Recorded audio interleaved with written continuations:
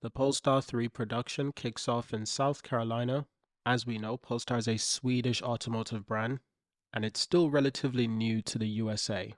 So it's only recently became a standalone brand. As we know, they started with the Polestar 1, which was a plug-in hybrid.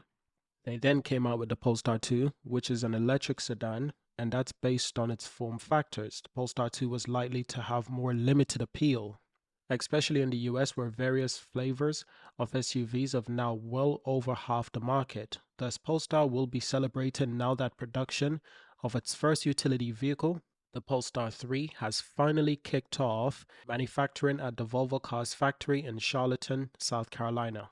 Now, we know that the Polestar 3 shares a lot with the Volvo EX90, of course. They share a platform, which is the SPA2 architecture, and the Polestar 3 is, of course, the third vehicle in Polestar's lineup, but is perhaps one of their most important SUV. In fact, it's the most important SUV.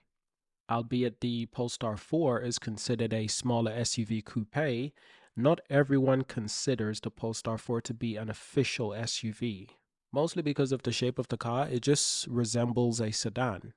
But the space within the car, the space the car actually provides, tells a very different story. It has very much got a small SUV type of feeling when you get inside of the vehicle. Now, of course, the Polestar 3 was originally slated to debut nearly half a year ago. Yes, it was last year that this car was supposed to come out. However, they seem to have some problems with the software development at Volvo that delayed the Polestar and the Volvo EX90. The EX90 kicked off production in June of this year in Charlottesville, and it will be going on sale in the coming weeks. And now Polestar 3 has transitioned from pre-production to full sales production as well. The very interesting thing about this, of course, is that the Volvo EX90, yes, it was delayed, and so was the Polestar 3.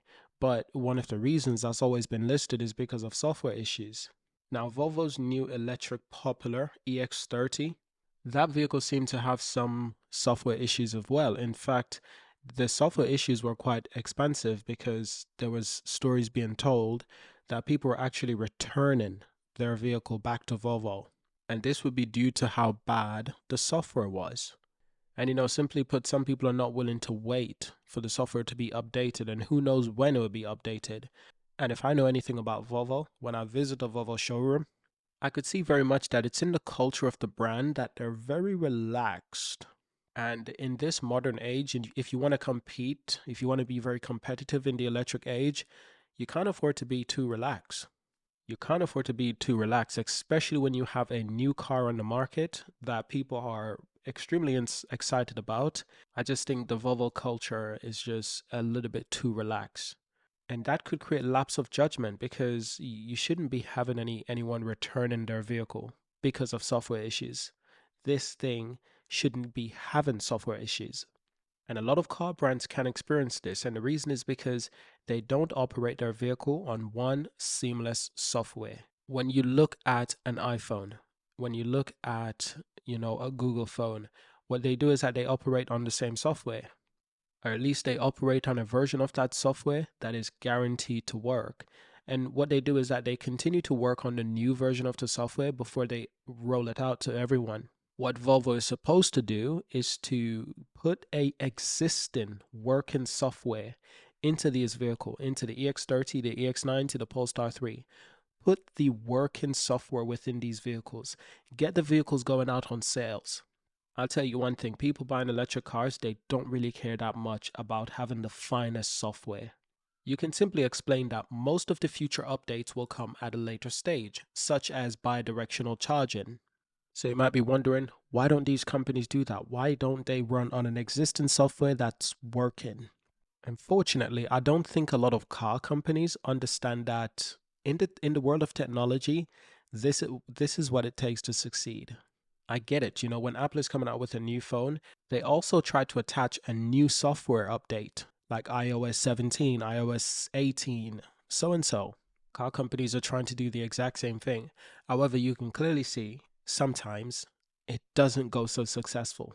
And I also think that a lot of these car companies, they don't have an existing working software that will work very well with their new car, which is a problem. You should have a software that is well designed like the Tesla software. that when Tesla rolls out a new vehicle, they could put the older software, the current software that's working on that vehicle.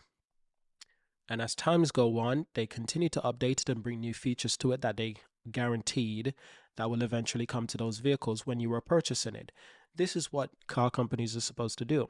But you have to realize something. Polestar, Volvo, these are still car companies. The difference with Tesla is that Tesla realized quite a while ago is that they are no longer just a car company, they are a tech company also. In fact, they're more of a tech company, and then they just choose to develop some cars. But being that they're a tech company, they could do virtually anything, including building robots. Virtually anything that is to do with software, that is to do with technology. Most car companies most car companies haven't realized this and they don't want to make this transition.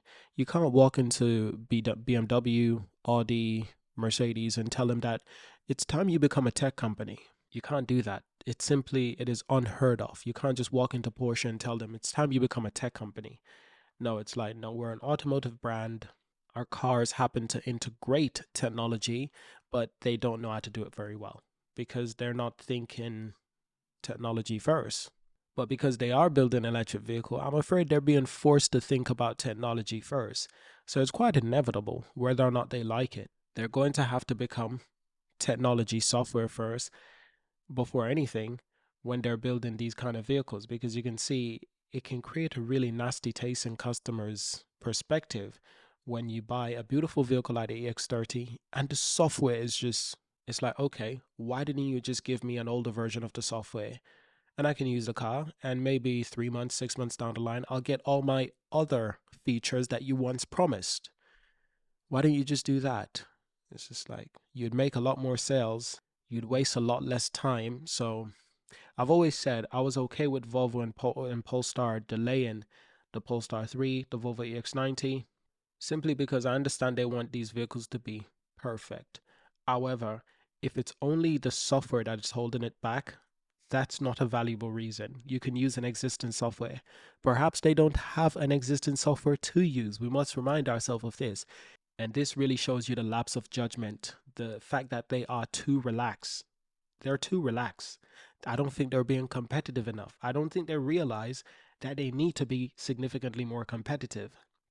And I think that's a culture within the brand of Volvo. I don't know if this was Volvo for decades, or I don't know if it's the new leadership of Geely. I don't know what it is, but I get a sense that they're just a little bit too relaxed, and it's not very nice to know. Because when I walk into a Polestar store, I'm greeted, I'm spoken with in a very great way.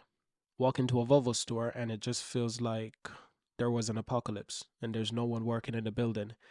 And yeah, the customer experience, just the interest in these vehicles is just, it's just they're so relaxed. They're just like almost like they don't care, like they don't have to be there. And perhaps it's because Volvo can afford to do that because they know that they're still going to make sales. However, Polestar has to try a bit harder because they know they want to make sales. So I notice a different culture, but I hope this culture doesn't rub off on Polestar because I don't like this relaxation. We're not on vacation here. We're trying to be the next Porsche. Excuse me. We need to get to work. So unlike most upright, despite all of this, it's still a great move by Volvo and Polestar to be building their cars in the Volvo factory in Charlottetown, especially with all these tariffs that are being announced. Yeah, it's a great reason. But also the fact that Volvo has moved its production of the EX90 and EX30 from China to Belgium. They want to begin manufacturing in Belgium as soon as possible. And that's what I like. They were very quick to announce this change. And I felt like, okay, that's very good. Now I can see that you're not too relaxed. But that's only because their company was threatened with tariffs that are incredibly high. It would be business suicidal if they didn't stand up and do something. It seems that that's the only time that Volvo acts. So Volvo makes beautiful vehicles, really great vehicles. I wonder if I'm the only person who realizes that the customer service needs improvement. And perhaps that culture runs deeper within the brand where they've got a lapse of judgment and they're just way too relaxed in certain areas. So try to understand, the first Polestar 3s actually started rolling off the line at Geely factory in Chengdu, China several months ago. but most of those are being sold locally and exported to Europe. Some of those are also brought into the US before the increased 100% tariff on China-built EVs went into effect. And this is what I mean. They were already manufacturing some of these vehicles in China. So with these tariffs, they had to act, and they had to act very quickly. However, there's no news on whether Polestar will be manufacturing cars in Europe.